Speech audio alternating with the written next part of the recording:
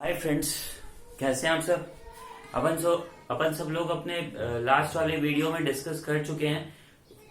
इस ज्योग्राफी का chapter number 1 हम लोगों ने स्टार्ट किया था। मैंने आप लोगों से कहा था कि पूरा चैप्टर बेसिकली 3 पार्ट्स में यहाँ पर डिवाइड अपन लोग करेंगे for the convenience of our studies. First जो पार्ट था दैट वाज रिसोर्सेज। अब अपन चलते हैं अपने बचे हुए सेकेंड टॉपिक पे, लैंड एंड सॉइल पर।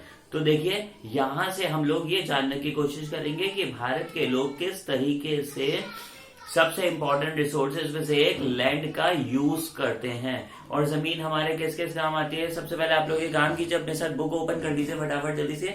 यहाँ मेरे पास भी मोबाइल में बुक है, सो दैट कि मैं और आप बेहतर ढंग से इस चीज को समझ सकें। ठीक है, तो आप बुक ओपन करिए, लैंड वाला पोर्शन निकालिए, geography chapter number 1 second half land. ठीक है, अब देखिए सबसे पहले इसके अंदर यहाँ एक पाई चार्ट दिया हुआ है जिसमें बताया हुआ है कि around 43% of the total available land is plains, while 27% plateaus हैं और करीब 30% के करीब माउंटेन्स हैं। यानी कि बच्चों, पूरी दुनिया के अंदर जितनी भी जमीन अवेलेबल है, ऐसा नहीं है कि वो सारे की सारी लैंड हम लोगों के काम आ जाती हो, क्योंकि उसमें बहुत बड़ी क्वांटिटी में जमीन का हिस्सा कुछ ऐसा है जहां पर माउंटेन्स हैं और प्लेट्यूज हैं। तो अगर हम माउंटेन्स और प्लेट्यूज वाले पार्ट को आपस में मिला दे तो अराउंड 27 और 57% के आसपास धरती के ऊपर uneven rough surface of land है। तो वो तो ह्यूमन नीड के काम आ नहीं सकता ना। तो टोटल डिपेंडेंसी रह गई 43% पर, और जो एवर इंक्रीजिंग हमारी पॉपुलेशन है उसके हिसाब से 43% लैंड पर सारे कामों को कर पाना बहुत ही मुश्किल होता है।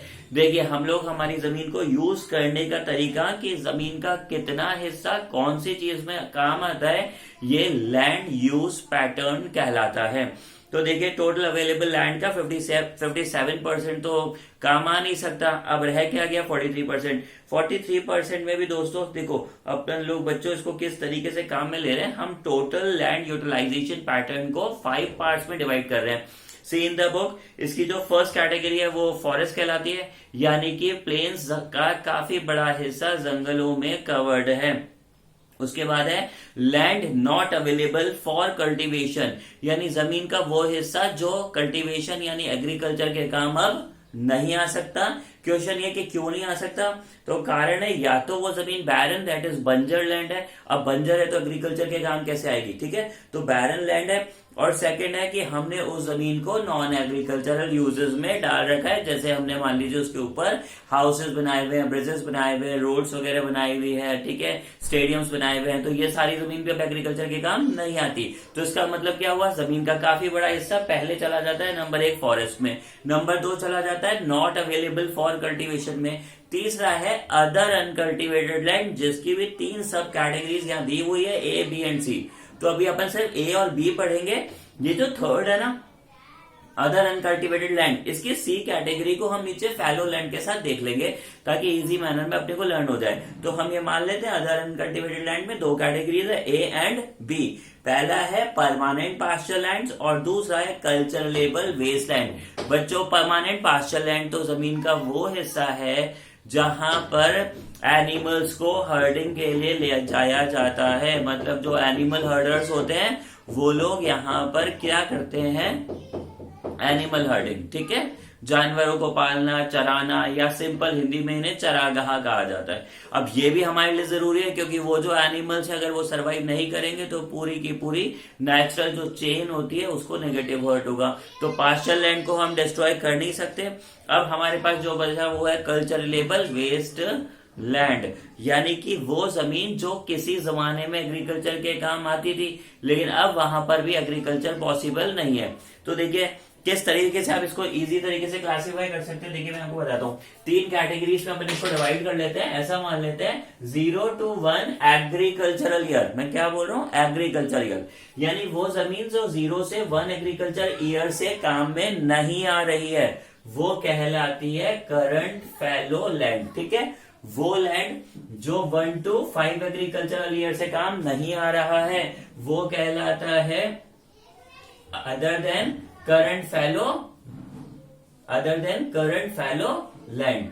एंड 5 ईयर से भी ज्यादा समय से अगर कोई जमीन बेकार पड़ी तो उसको बोलते हैं कल्चरलेबल वेस्ट लैंड। ठीक है, अब ये जो दोनों कैटेगरीज है ना, इन दोनों को तो किसके अंदर डाल दिया गया है, इन दोनों को क्लब करके क्या बोल दिया गया है, फैलो लैंड। और ये कल्चरेबल वेस्ट लैंड को कैटेगरी सी बना दिया गया है। कैटेगरी सी बना दिया गया है किसके साथ में, बी एंड ए के साथ, फैलो लैंड से ऊपर वाले पॉइंट पे, और वो है अदर अनकल्टिवेटेड लैंड। ठीक है, अब बच्चों इसके बाद जो बचता है नेक्स्ट है वो है नेट सोन एरिया।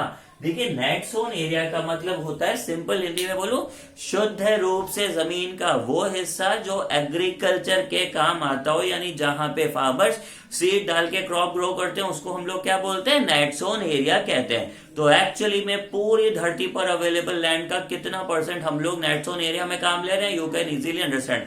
पहले ही पेन्स में और प्लेट्यूज में लैंड की बड़ी क्वांटिटी चली गई, पूरी दुनिया के अराउंड वैसे ही काफी बड़े परसेंटेज में, अराउंड 70% के आसपास पूरे पर जल है, पानी है। तो अब रह क्या गया हमारे पास, वैसे ही लैंड लिमिटेड है, उसमें भी प्लेन्स आ गए, सॉरी माउंटेन्स आ गए, प्लेट्यूज आ गए, रिमेनिंग लैंड है प्लेन्स। तो प्लेन्स को हम लोग 5 कैटेगरीज में डिवाइड कर रहे हैं। मैं रिपीट करूं आपके साथ, आप मेरे साथ दोबारा रिपीट जरूर कीजिएगा बुक में देखते हुए और इसे मेमोराइज कीजिएगा। Number 1 forest, number 2 not available for cultivation, जिसकी 2 कैटेगरीज होंगी, third other uncultivated land, fourth fallow land और फिफ्थ नेट सोन एरिया। अब देखिए इस नेट सोन एरिया के अंदर एक टर्म और दिया हुआ है और वो है ग्रॉस क्रॉप्ड एरिया। तो now what is the difference between net sown area and gross cropped area. Net sown area का मतलब होता है प्योरली वो जमीन जो एग्रीकल्चरल यूजेस में आ रही है, हम लोग उसको नेट सोन एरिया कहते हैं। ठीक है, ग्रॉस क्रॉप्ड एरिया क्या होता है, फिर देखिए क्या होता है, ध्यान से आप इस चीज को समझिएगा। नेट सोन एरिया को, यानी मान लेते हैं हम पूरे भारत के लोगों के पास 100 acres of net sown area है। हम एग्जाम्पल ले लेते हैं कि पूरे भारत के लोगों के पास 100 एकड़ नेट सोन एरिया है। अब इस 100 एकड़ नेट सोन एरिया लैंड पर हम लोग एक साल में 2 बार क्रॉपिंग कर लेते हैं, 2 सीजन्स में अलग अलग, रबी में खरीफ में। तो जो 100 एकड़ लैंड है रबी में 100 एकड़ बना और इसी जमीन पर फिर 100 एकड़ खरीफ में बन गया। तो इसका मतलब क्या हुआ, ग्रॉस क्रॉप्ड एरिया का मतलब होता है जमीन का नेट सोन एरिया कितनी बार साल में काम आता है, वो क्या बना देता है, ग्रॉस क्रॉप्ड एरिया। ठीक है, तो देखिए यहां से एग्जाम में क्वेश्चन आने के चांसेस काफी कम रहते हैं। ज्यादातर जो क्वेश्चन आता है वो इसी चीज पर आता है कि 5 तरीके के लैंड यूज पैटर्न समझाओ।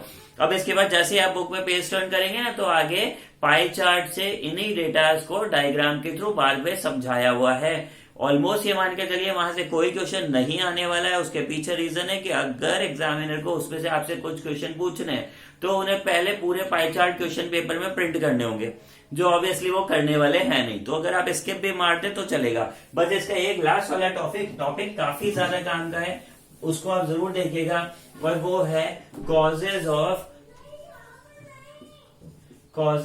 Of land degradation. ठीक है, लैंड के बर्बाद होने के कारण क्या क्या हैं। तो दोस्तों काफी इजी सा टॉपिक है ना। देखो मैं आपको समझाता हूं, जमीन को पोल्यूट करने में सबसे बड़ा रोल अगर किसी का है तो वो एक्सेसिव एग्रीकल्चरल प्रैक्टिसेस का है, क्योंकि एक्सेस में उसमें यूरिया डाल दिया जाता है जिससे जमीन की नेचुरल फर्टिलिटी हर्ट होती है। किसान को लगता है कि क्रॉप ज्यादा ग्रो हो जाएगी तो उससे प्रॉफिट हो जाएगा, जबकि अनफॉर्चुनेटली आपके जो लैंड है ना, इसके नेचुरल फर्टिलाइजर्स और नेचुरल जो न्यूट्रिएंट्स हैं उनको डैमेज होता है। तो एग्रीकल्चर एक ऐसे के ऐसे सेकंड जो वेस्टेज पहुंचाने का कारण है वो इंडस्ट्रियल यूजेस है। उसके बाद थर्ड नंबर पर हम चलते हैं तो सीधे सीधे हम लेंगे अदर ह्यूमन एक्टिविटीज को, जैसे डिफॉरेस्टेशन वगैरह हो गया, ठीक है, सॉइल इरोजन हो गया, और भी कई ऐसे कॉजेज उसने वहां पर समझाए हुए हैं। तो डीप में कुछ नहीं दिया हुआ है, सिर्फ उनके नाम लिखे हुए हैं। आपसे सिर्फ ये क्वेश्चन ऐसे पूछा जा सकता है, name any 4 causes of degradation of land. ठीक है, मैं इसके बाद थर्ड वीडियो में आपको सॉइल वाला पार्ट कवर करूंगा। आप एक बार इसको बुक से जरूर पढ़िएगा। Thank you.